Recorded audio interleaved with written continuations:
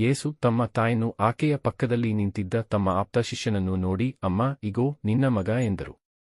ಇದಾದ ಮೇಲೆ ಯೇಸು, ಸ್ವಾಮಿ, ನೆರವೇರಬೇಕಾದುದೆಲ್ಲವೂ ನೆರವೇರಿದೆ ಎಂದು ತಿಳಿದು ಪವಿತ್ರಗ್ರಂಥದಲ್ಲಿ ಬರೆದುದು ಈಡೇರುವಂತೆ ನನಗೆ ದಾಹವಾಗಿದೆ ಎಂದು ನುಡಿದರು.